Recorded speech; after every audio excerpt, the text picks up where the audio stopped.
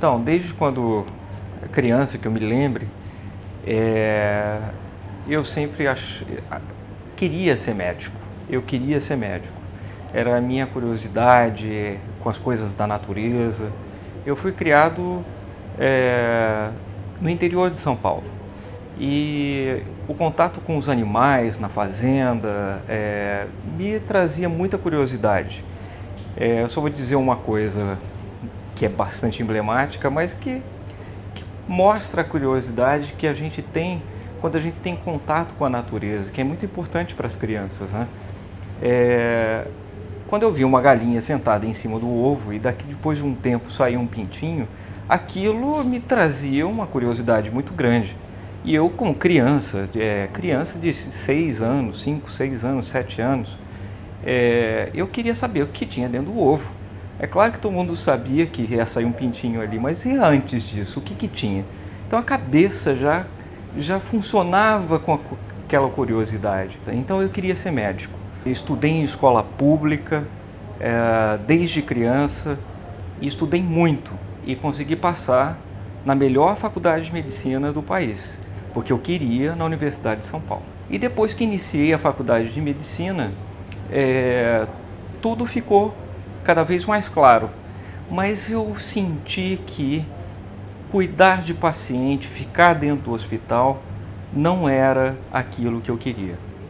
Eu queria alguma coisa diferente, o meu sonho era investigar, o meu ímpeto era a curiosidade.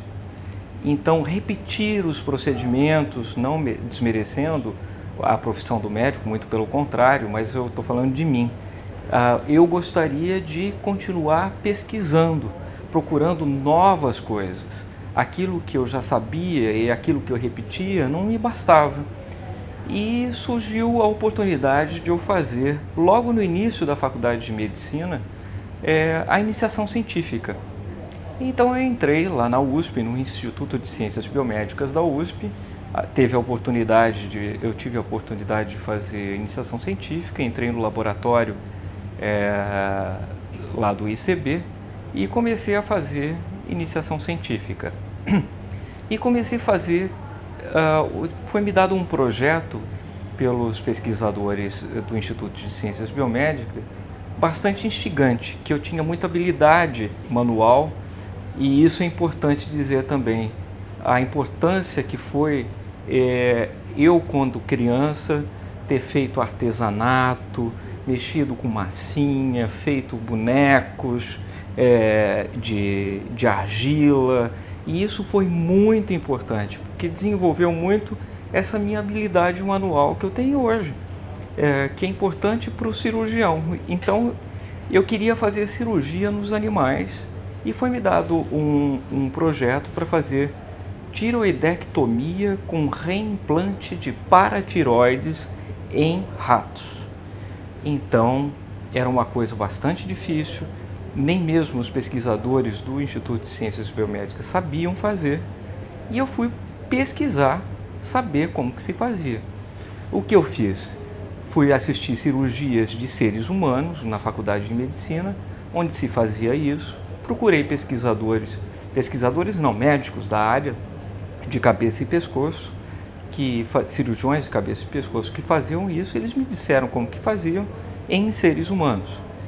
E fui nos livros pesquisar a anatomia do rato e comecei os experimentos com muita dedicação, mas também com muito respeito aos animais, fazendo a tiroidectomia com reimplante de paratiroides.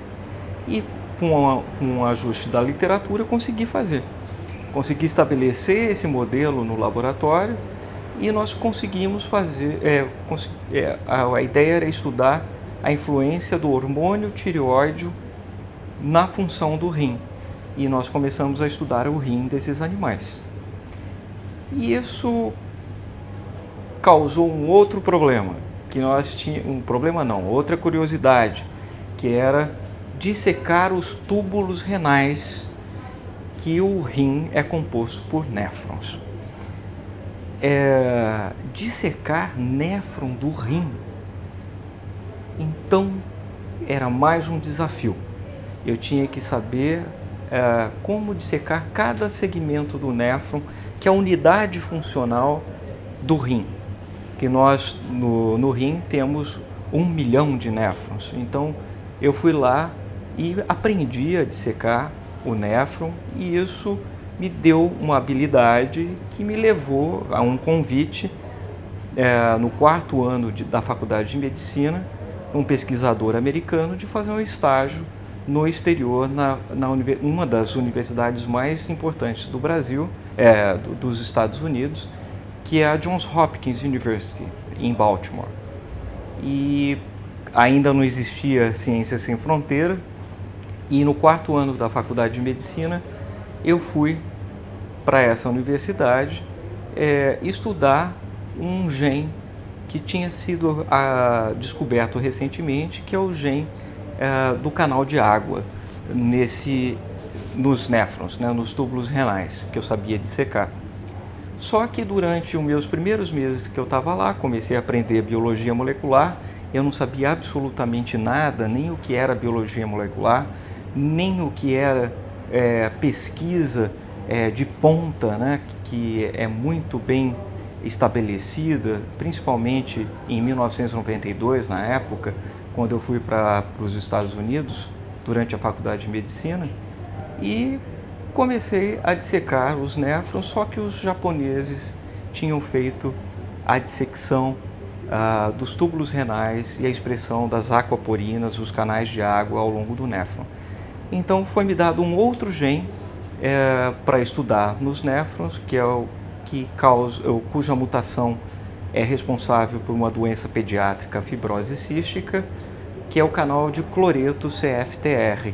E eu comecei a fazer o estudo desse canal de cloreto no néfron. E quando eu estava fazendo isso, eu descobri uma variante desse canal no rim. E isso